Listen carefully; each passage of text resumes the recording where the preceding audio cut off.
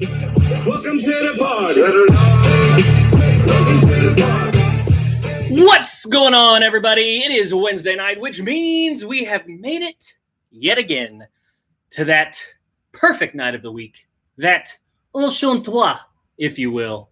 And yes, in French, that means youth group on YouTube. We are here, we are live, and we are glad that you are joining us. As you will notice, I am solo.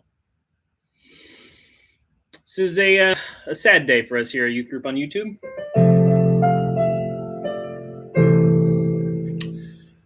Grayson has restarted dance class at her dance studio, which is a joyous time, but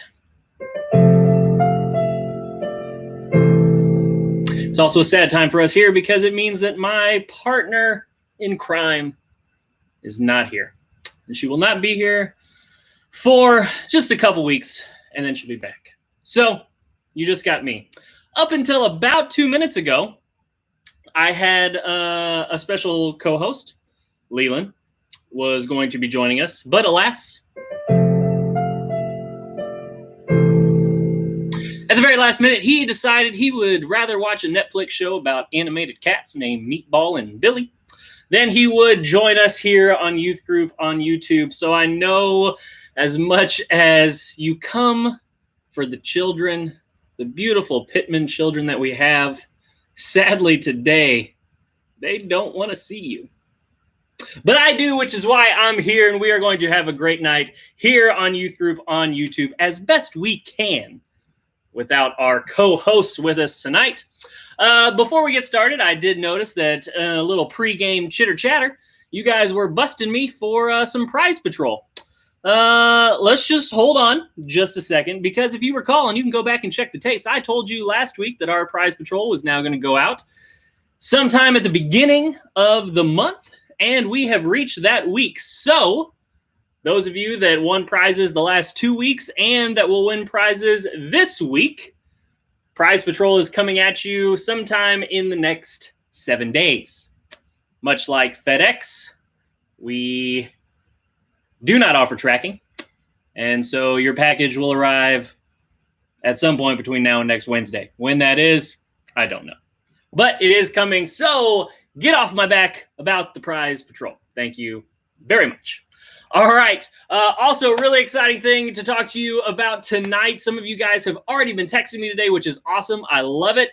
We are about to launch our small groups for the summer. Next week will be the launch week for those groups. All right. But a couple of very important things for you to know. We need you to sign up if you are going to be part of a small group. All right. I'm going to say that again. We need you to sign up if you are going to be part of a small group. Here's how our small groups are going to work in this very weird summer that we find ourselves in. We are going to be offering 4 small groups, our same 4 that we offer on Sundays: middle school guys, middle school girls, high school guys, high school girls. You will have the same leaders that you have on Sundays. So Dondra Agavino will be leading middle school girls. Austin will be leading middle school guys. Trudy Ridgewalski will be leading high school girls, and Brad will be leading high school guys. All right, so same groups, same leaders. However, we need you to register for a couple different reasons. One, our group leaders need to know who's planning on being part of a group this summer. I know some summers can get crazy, even in our current circumstances. You've got sports happening, all sorts of things right now. If you hear a wolf in the background, it's not. It's my son, so don't freak out, okay? I'm alone here with 2 children behind me, so I have no idea how tonight's going to go. Just put that out there. Anyway, if you are going to be part of a group, we need you to sign up so that our leaders know who's going to be involved this summer. All right. So if you have some summer sports that you're involved in or whatever, and maybe you're like, you know what, I really can't make a small group every week. Hey, that's fine. That's totally fine. And so we don't want to bug you about it later saying, hey, why aren't you meeting with your small group, whatever. The other reason, and this is the more important reason we want you to register, is because what we've noticed in all of this is we don't have a lot of your contact information. And we want that, not to be creepy, but so that we can, in times like these where our face-to-face communication gets shot down, we want to be able to contact you and make sure that we're staying connected. And so part of this for us is a way to make sure that we have some of the contact information that we need. I know it sounds creepy, but we're not going to be creepy. All right. You will notice in the registration, it does ask for your grade. Also very important. Put the grade that you just completed. Okay. The grade that you just completed, not the grade that you're going into. We're not there yet. We're going to hold off on promoting grades until we get closer to the school year. All right. So some of you may have fifth graders in your house that are like, hey, technically I'm in sixth grade now. Can I join in some stuff? We are so excited for you to come in, but we're just going to push pause on that because we really want to make sure that those, especially those incoming sixth graders, can get connected. And so put the grade that you are coming out of, not that you're going into. You can sign up for small groups through the link below. Or you can go to the summitstl.info/student small groups. It's also on our Facebook page. And after we're done here, it will be on our Instagram bio as well. Okay. Now, there's a lot of information coming at you from small groups, but it's important. The first group meeting for all 4 groups is going to be through Zoom. Okay. So all 4 groups, that very first meeting next week is going to be through Zoom. You can go onto our website and you can see when, what day and what time your first meeting is, because they're all going to be different. Okay. I'll tell you specifically next Wednesday, as well as give you the Zoom invite so that you can go. But it's important for you to know that all 4 groups will be meeting on Zoom the first week. And then from there, they are going to decide if they are going to meet through Zoom the rest of the summer, or at least the rest of June, or if they're going to move to contact-free small group gatherings. And what contact-free is, it's just our fancy way of saying social distancing. So the groups will meet outside. You're not going to be in anybody's house. You know, you're not going to be hugging on each other and coughing into each other's mouths and all that kind of stuff, okay? So still some information that's going to be coming about small groups, but the biggest thing for you to know tonight is we need you to register if you're going to be one. You can do that through the link below in the description, or going to the summitstl.info/student small groups. Okay. If you have any questions, text me, let me know. We can talk about it. All right, cool. Make sure I covered everything right here. Leland, you doing okay? Not even listening to me anymore. So we are going to keep moving on. We've got a great show for you tonight. Leland was involved in our game tonight, so that's going to be a lot of fun. Do I have a dog? No. My children just watching some Netflix show about cats. That's what you hear. But before we go any further, it is time for... It is time for our weird news story of the week, where we comb the internet and find the strange, the odd, and the unnatural. And this week, I have done you a favor. As you all probably know, June is the month for fathers. Father's Day is coming up very soon, just a couple of weeks away. And my rule for fatherhood is very simple. I have 3, almost 4 kids, 3.5 kids, 3 and 3/4 kids by now. But my rule for fatherhood is very simple. A dad should take parenting seriously, but he shouldn't take himself too seriously. Put that on a t-shirt right there. And he shouldn't take his Father's Day gift seriously either, and neither should you. I'm a fan of humorous gifts, and so what I have done, I have searched through the internet. Actually, that's not true. I found one article, and I found some gifts that are sure to please your father this Father's Day. I've boiled them down to my top 5. I got my top 5 here. The first one is this: the wonderful merman tail. If your dad wants to make a big splash this summer, he need only wear a mermaid tail around the pool. Warning, there's a reason why you don't see mermen running marathons, because this thing is hard to walk on. But your father will love it. Get your dad a merman tail. Gift number 2. Maybe your dad's not a swimming type, but maybe he loves some good old beef jerky. You can get him the beef jerky bouquet. If your dad has a beef about getting flowers, change it up. He won't if the petals are made from all natural beef jerky. Can you say beef jerky bouquet this Father's Day? This next one is one of my personal favorites. Maybe your dad travels a lot, goes to the airport, town to town. Maybe he has a job where he travels and he takes his luggage different places. And we all know we've been there. One of the most frustrating things if you travel on a plane, you have to check your bag, is waiting at the baggage rack and not sure which red suitcase is yours or which black one, because everybody has the same thing. Why not get your dad the selfie luggage? That's right. Any dad who has spent time in an airport luggage terminal knows the problems of trying to pick out a suitcase from dozens of other look-alike luggage. Identifying this suitcase has now become a lot easier, as it features a close-up of your pop's face. It's science. Get those great selfie pictures.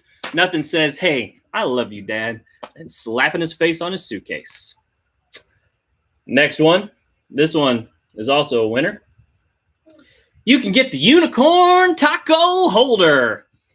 It's a fact not proved by science data or any research whatsoever. Tacos just taste better when they are served on the back of a pink unicorn. Amen. Imagine the twinkle in your dear old dad's eye when he asks, "Oh, really? You want me to put my tacos in this thing? Are you serious? Okay, I guess I will." Happy Father's Day, Dad, with the unicorn taco holder. And then the last one, and probably my favorite one. Maybe your dad's not a traveler. Maybe he's not a swimmer. Maybe he doesn't love the delicious taste of jerky. Or maybe he doesn't really think a unicorn needs to hold his tacos. But every dad needs this. That's right. These are jars of preserved horse turds.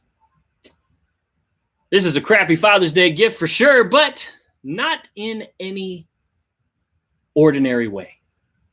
Each jar of this stuff contains preserved turds from a horse named Silver Charm. Silver Charm is a Hall of Fame thoroughbred horse that ran in the Kentucky Derby in 1997. Now, the article just says that he ran in the Kentucky Derby. I'm not really sure if he won the Kentucky Derby, but he definitely ran it. And you can get your dad a jar of his poop. Or substitute any poop for that matter, and I'm sure it'll be just the same. Well, there you go. That is your breaking news story where we have found this week for sure the strange, the odd,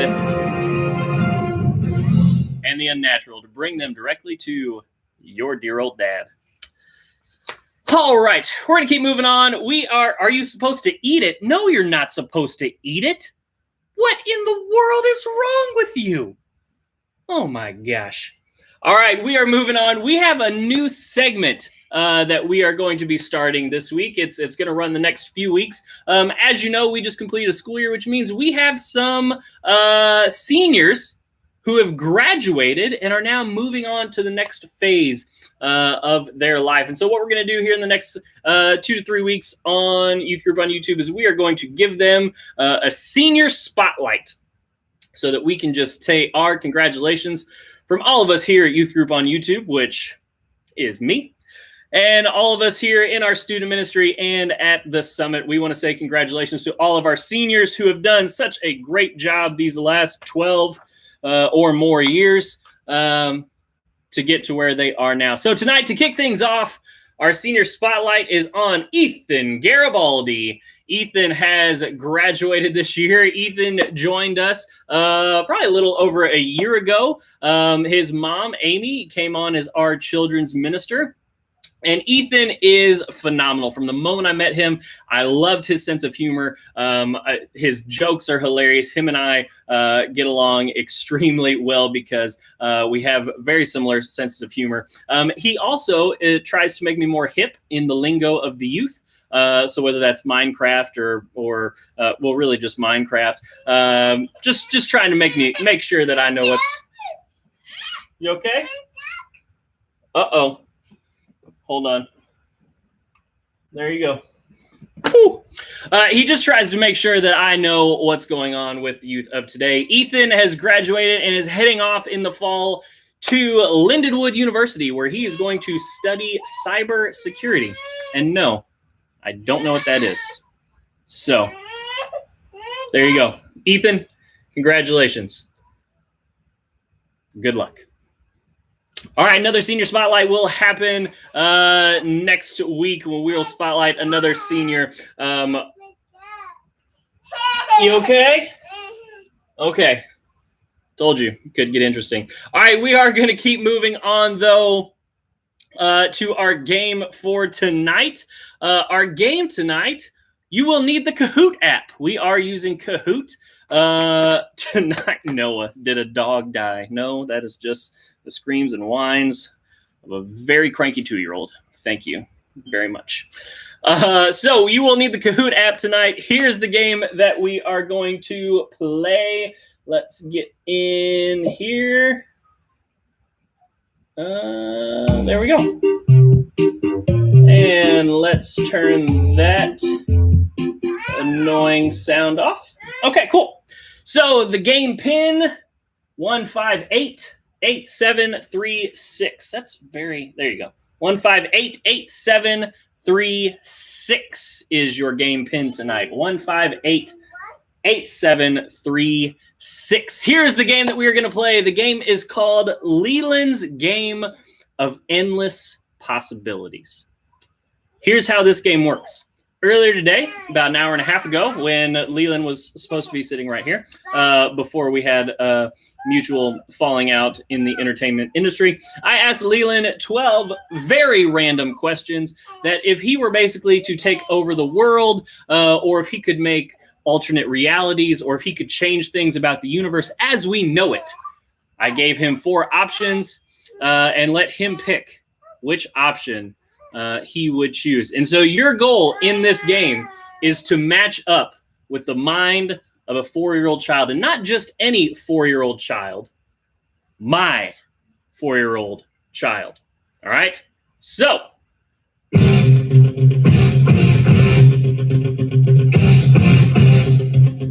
with that, we got everybody in here. Game pin 1588736. I'm going to give you about 10 seconds to join in. We will get started. Again, your goal for each question is to figure out which choice did a 4-year-old choose. All right? And we are going to get started right now. All right, the game of Leland's Endless Possibilities. Actually, there are just 4. Question number 1, I asked him, Leland, choose your fighter. Here was his options. Red, 100 kindergartners armed with sporks. Blue, a brontosaurus eating pizza. Orange, a feral cyclops unipig. Or green, a kung fu hot dog. 100 unicorns, or 100 kindergartners armed with sporks. Brontosaurus eating pizza. Feral cyclops unipig. Or a kung fu panda. Which choice did a 4-year-old choose? Let us find out. 100 kindergartners armed with sporks, brontosaurus eating pizza, feral cyclops unipig, kung fu hot dog. The correct answer was the feral cyclops unipig, and nobody picked it. Nobody picked it. Leland does have a fascination with pigs, so if he was here right now, he would tell you that, but that is why he picked that. Also, there's nothing more terrifying to me than 100 kindergartners that are armed with sporks. All right, next question. Oh, Izzy Matthews, I know you. Spencer, Elijah, Dixie Normus. Okay. Trudy. All right, next question. Cars are illegal. What kind of transportation will people use instead? Stilts on rollerblades, rocket heelys, giant hamster balls, moose-drawn chariots. Stilts on rollerblades, rocket heelys, giant hamster balls, moose-drawn chariots. Which one will Leland pick?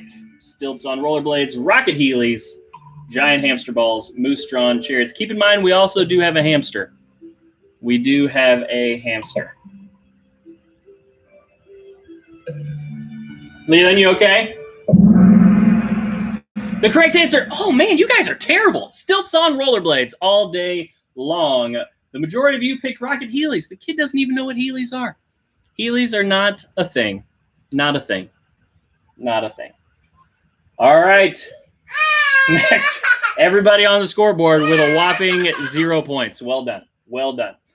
All right, time to update the dollar bill. I asked Leland if he could put anything on the front of the dollar bill, what would he choose? His options were a buffalo flexing its biceps, George Washington as a cat, a pickle with sunglasses, or a raccoon with a cape. Buffalo flexing its biceps, George Washington as a cat, a pickle with sunglasses, or a raccoon with a cape. Your kid has strange choices. Yes, he does. Or he likes the color green. Think about it. Whoa! Come here, buddy. No? Hey, we got some people on the board. Leland, do you remember what you picked? Which one? Raccoon. You did pick the raccoon with the cape. That is very nice.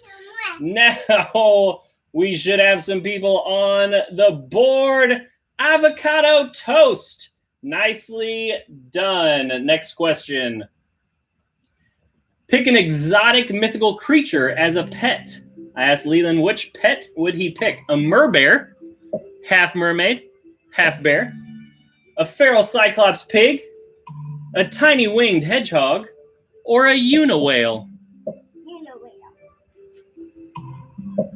A merbear, feral cyclops pig, tiny winged hedgehog, or a uniwhale? You said uniwhale? Yeah. Is that really what you said, though? Yes. Are you trying to trick everybody? No. No? Why would you pick a uniwhale?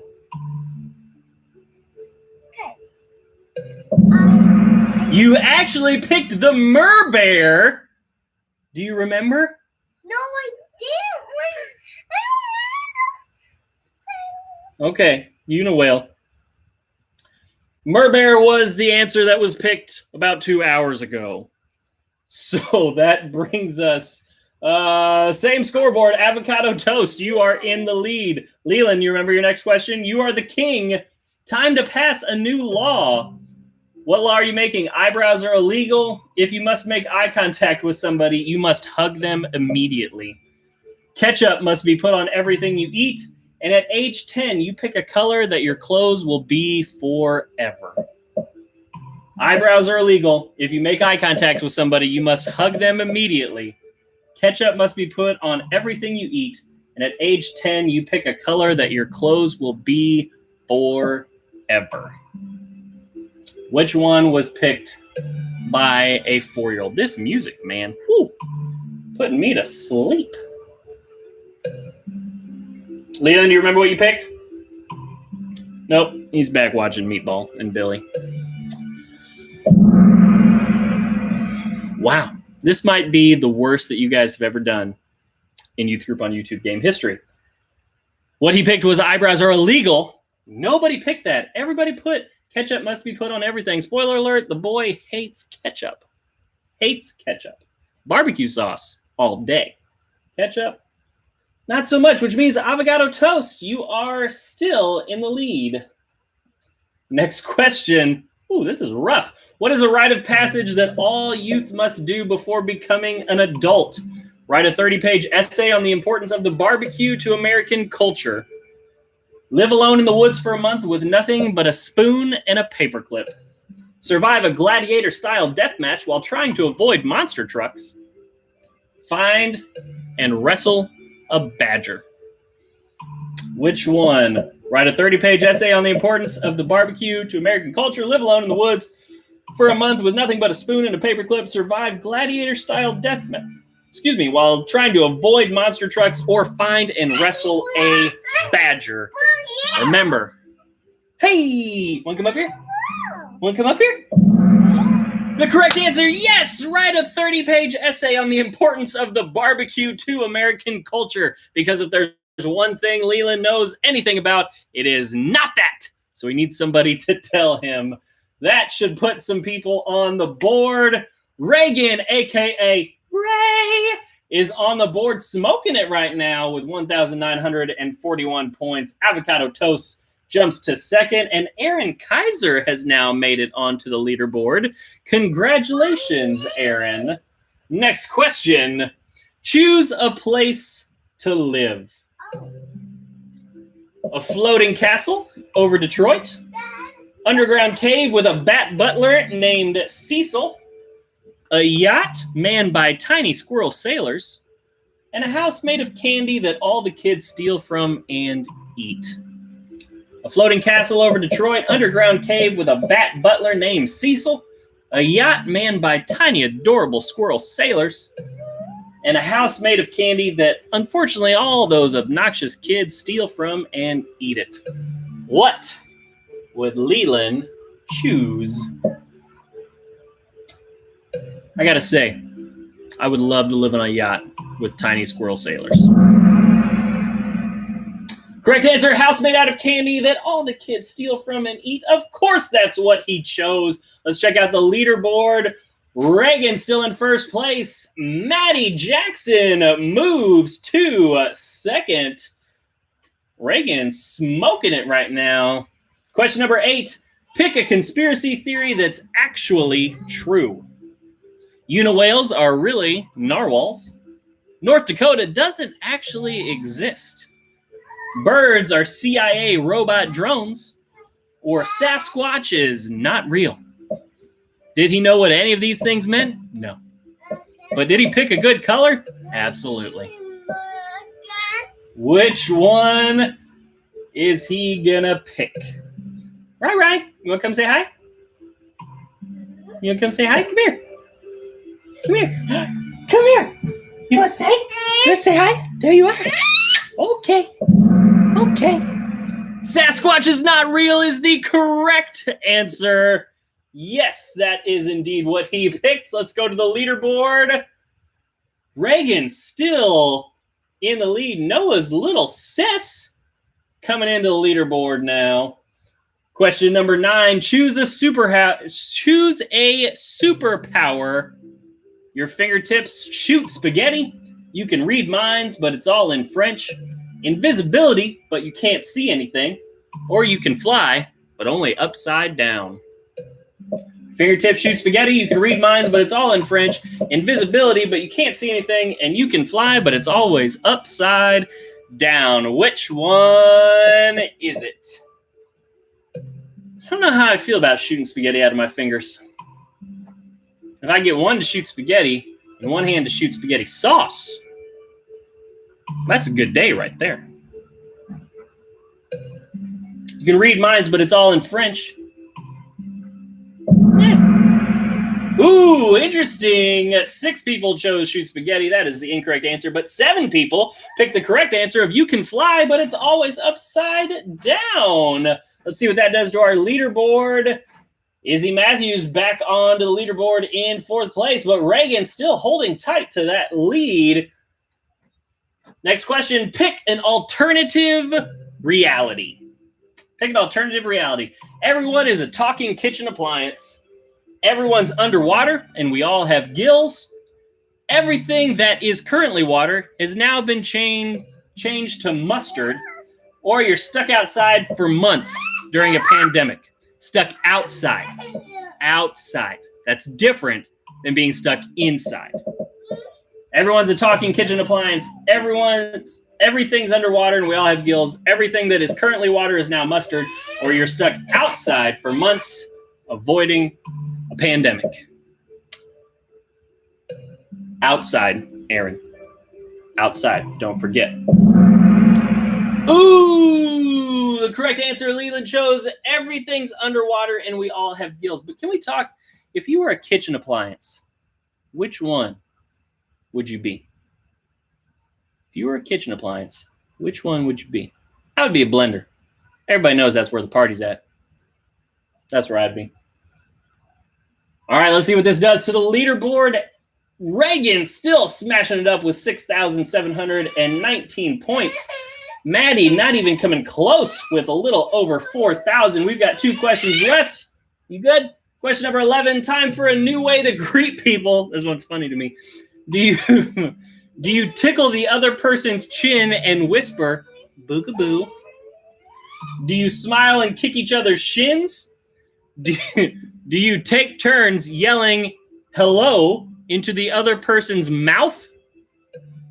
Oh, that's so gross. Or do you touch eyeballs together? Do you tickle the other person's chin and whisper, boogaboo? Do you kick each other in the shins and smile? Do you take turns yelling hello into each other's mouths? Or do you touch eyeballs together? Which one would you choose? Also, can we start right now? Right now. A new hello of tickling each other's chins and whispering boogaboo. That's the new thing. The correct answer was take turns yelling hello into the other person's mouth. Oh, that is gross. 2 people got it correct. See what it does to the leaderboard. Maddie closing in that lead. We have one more question. This is question number 12. When it rains instead of water, this falls from the sky. A single large duck that rampages the town. Cash money, baby. Tiny edible jelly slugs, or lollipops. A single large duck that rampages the town, cash money, tiny edible jelly slugs, or lollipops. Can you decipher the mind of a 4-year-old Pittman boy? I sure can't. Let's see what happens now-ish. Right now. There we go. 9 of you got the correct answer. It is indeed lollipops. Let's see where the final podium has landed us. In 3rd place, Noah Case. Very nice. In 2nd place, Maddie Jackson with 6,000 points. And in 1st place, Reagan with 7,685 points. Congratulations to you 3. You will be receiving a prize from our prize patrol sometime in the next week. Sometime. Okay, that's getting obnoxious. Stop it. Uh-oh. It appears that we're going to listen to this song forever. Stop it. Can I do this? Ooh, I can't. What did that do? There we go. Oh! Okay. Now we're cooking with peanut oil. I don't know. People say that. I don't know why they say that, but people say that. I don't know what it means. I've never cooked with peanut oil, but anyway. All right. So let me write that down. Reagan, prize coming at you. Maddie, prize coming at you. And Noah, prize coming at you. All right, very nice. That is Leland's game of endless possibilities. There we go. All right, we are going to switch gears tonight. Going to talk about the question tonight that I've really been, just with everything that's going on, I'm sure you guys have heard about just all the different things going on. I've been wrestling with this question of who is my neighbor. The other morning I was reading through a passage in Luke 10 that we're going to be looking at. And that's the question that came to mind for me. Who is my neighbor? You all know that I hate the heat. And every day that I wake up and I look at my phone and I see that it's going to be like 90 plus degrees, I blame you, Trudy Wichwalski. I blame you. Stop it. I don't like the heat. You know why? Because I tend to be a little sweaty. I don't like to be sweaty. All right. So I don't like the heat. Now, recently, we've been borrowing this bounce house from a friend so that our kids and all of this craziness have some place to go and get energy out of. And so they asked me the other day, they said, hey, Dad, can you put up the bounce house? And I said, hey, guys, no. Why? Did I have a good reason? Well, in my mind, I did. Because if I put the bounce house up, it means that I have to sit out there while they bounce in it. And as I'm sitting out there, I'm going to start sweating. And I'm going to be hot. I don't want to be hot. Therefore, no.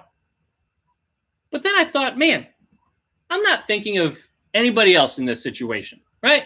I'm not thinking of my kids and getting them out of the house for a little while so that maybe my wife can have like some peace and quiet because our kids are loud and most of the time obnoxious. But I'm just thinking about me, and I don't want to be hot and I don't want to be uncomfortable. But when you think about it, isn't that typically our response? Isn't that typically, for a lot of us, isn't that our thought process that we go through, right? We think in any given situation, how does this impact me? How does this impact my future? How does this impact my comfort? How does this impact, my security or whatever the question is? But I think a lot of times, if you're honest with yourself, and I think that most of us do it without even thinking about it, right? Like it's like second nature to us. It's just how we operate. How does this affect me is usually our first thought that goes through our head. But I think in Luke chapter 10, and this is the parable of the Good Samaritan, but Jesus is trying to teach us how to live radically different than most of the world. And so in Luke 10, there's this religious expert. I mean, you guys kind of know the basics of this story, but there's this religious expert who comes to Jesus, and he's trying to test Jesus, but he asks him this question. He tells them that, we're supposed to love God with all of our heart, our soul, our mind, our strength, right? That's biblical. That's in the Old Testament. He knows that. And he says he also knows that he's supposed to love his neighbors as himself. And Jesus looks at this guy and he says, you are absolutely correct. But then the man follows it up with this question. He says, who's my neighbor? And I've brushed by this question a lot, but I've really been thinking about this because I think this is an extremely important question for us to wrestle with. He knew that the law said to love God with everything that you have and also to love your neighbor. But what he goes to Jesus and asks, he says, who is my neighbor? And the way that Jesus answers this question is he tells him a parable or a story using common terms to teach a point. He says this, Luke chapter 10. He said, Jesus replied, a man was going down from Jerusalem to Jericho, and he fell among robbers who stripped him and beat him and then left. They departed. They left him there half dead. Now, by chance, a priest was going down the road, and when he saw him, he passed by on the other side. And so likewise, a Levite, when he came to this place and he saw this guy. Now, just don't lose this image for a second, because this is literally a guy who's dying on the road. I mean, picture that in today's context, right? If you're walking down the street and you see somebody who's struggling, they're dying. And you have a priest that comes and walks by. You have a Levite who comes and walks by on the other side. And as Jesus is telling this parable, I'm sure the emotions in this crowd, the response of this crowd is getting pretty tense. Because what he's doing is he's taking the religious leaders, he's taking the people that are supposed to love God and their neighbor, and he's throwing them under the bus in this parable. And here's what he says. In verse 33, he says, but a Samaritan. And we've talked about this before, and I'm sure a lot of you guys know this, but this is a big deal because Samaritans were not the heroes of Jewish stories. Samaritans were the ones that they hated, that were disgusting to them, the lowest of the low. And so the fact that Jesus puts a Samaritan as the hero of this story would have been outrageous for the people listening, because they viewed Samaritans as half-breeds, as traitors, as people who were below them. They would go out of their way to go around the town, the region of Samaria, so that they wouldn't have to interact with this group of people. And so Jesus says, but a Samaritan, as he journeyed, came to where this dying man was, and when he saw him, he immediately had compassion on him. Telling this story would be like me telling you this story, but I made Brian Agavino and Brandon McCain, and if you don't know who those people are, those are two pastors at our church. I would make them the villains of this story, and I would make the hero somebody like Justin Bieber or something obscene. And that's what's happening here, that as the Jews are hearing this, they're thinking, no way is the Samaritan the hero. No way are the religious people, the religious leaders, the villains of this story. And Jesus even continues. He says that the Samaritan, you went to him, he bound up his wounds, he poured oil and wine on him, and then he set him on his own animal, and he brought him to an inn, and he took care of him.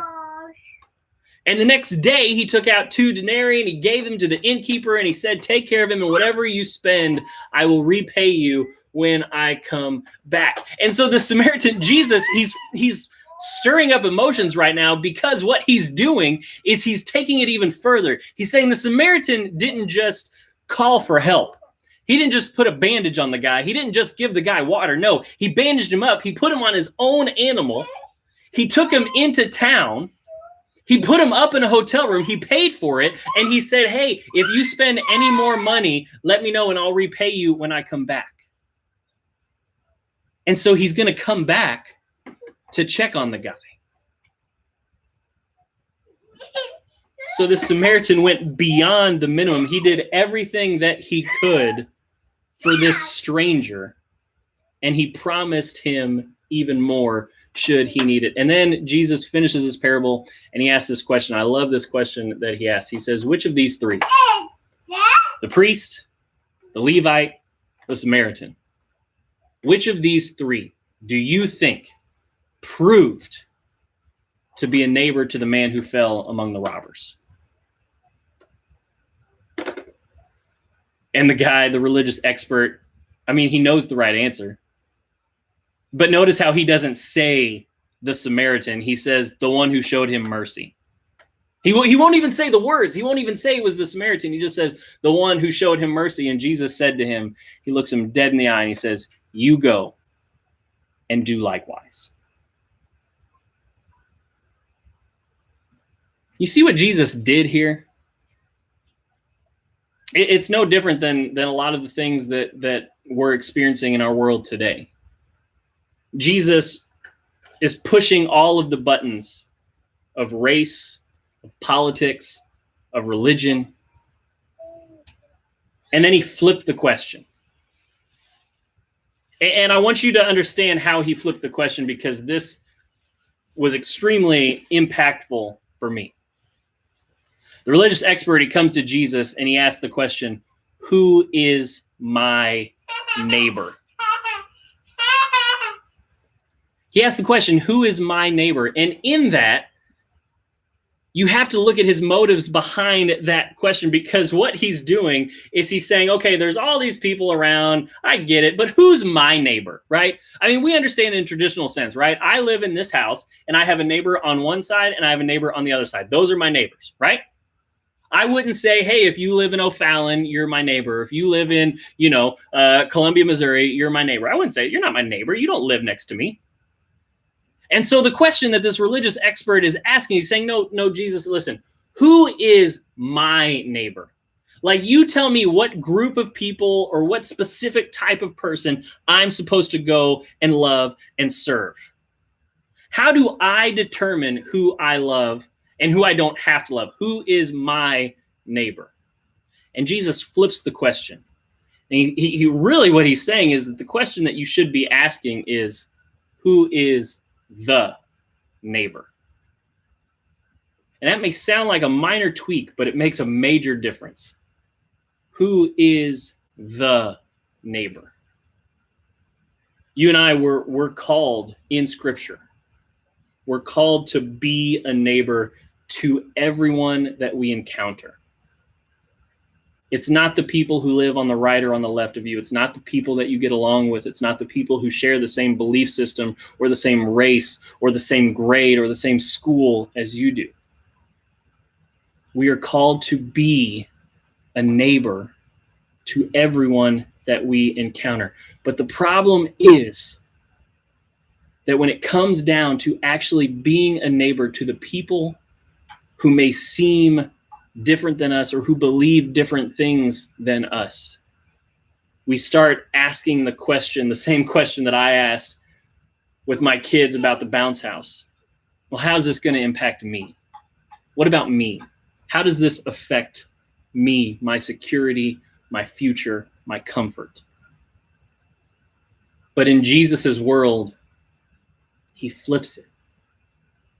And he creates this different set of values that you and I are supposed to live by. Throughout the entire New Testament, Jesus calls us to be followers.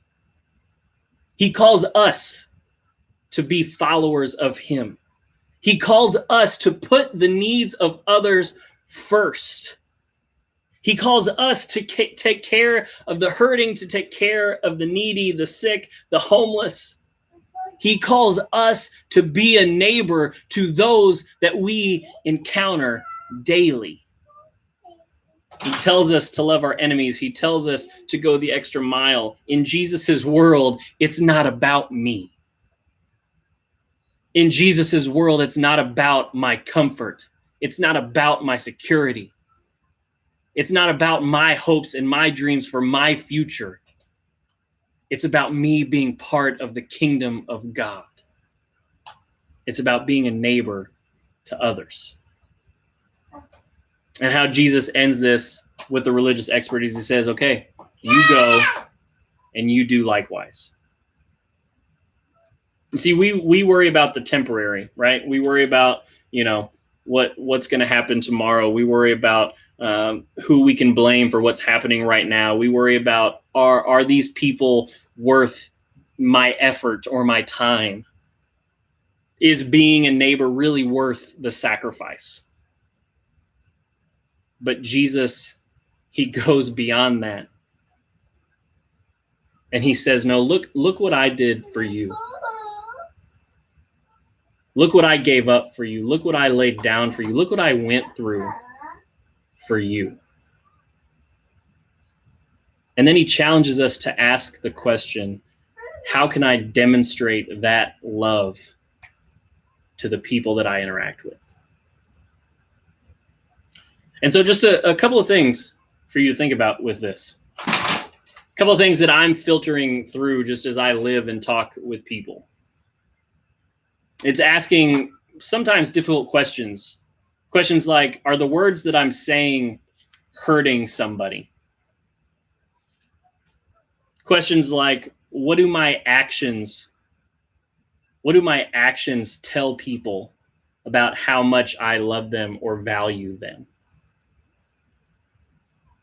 If people were to overhear my conversations, right? I mean, think about that one for a second. If people were to overhear the conversations that you have with certain people, would they be pointed to God or would they be pointed away from God? Does the things that I put on social media, does it build walls or does it create bridges? And it's those types of questions, and the list can go on and on and on, that help us to be a neighbor to those that we interact with. And so what does neighboring look like? It looks like loving God with all of your heart, your soul, your mind, your strength. And what does loving God that way look like? It looks like loving others the same way that Christ loved us. It means sacrifice. It means empathy. It means that we have understanding instead of outrage. It means that we sacrifice our comfort, sacrifice our time, our status for the sake of showing Christ's love to somebody else. It means being a neighbor to everyone, not just those that you feel like. And so I challenge you with that. How are you loving the neighbor? How are you showing love to the people that you see every day? How are you being a neighbor well? All right. As we move forward, I'm really excited about the start of next week. We're going to be going through the Psalms this summer. So really excited about that. And our small groups are really going to help with that as well. All right. As always, thank you guys so much for coming and spending some time with us here. Youth Group on YouTube, Prize Patrol coming out in the next week. So be looking for that. I've got some stuff apparently I got to go deal with. Love you guys so much. Praying for you. Let me know if you need anything, have any questions. If not, I will see you. Some of you I'll see on Sunday, and some of you I'll see again next week. Ooh, Mafia Friday. Don't forget, Mafia Friday. We'll send out all the information about that here tomorrow, okay? But Mafia Friday, 7 o'clock, we'll be there. All right? See you guys.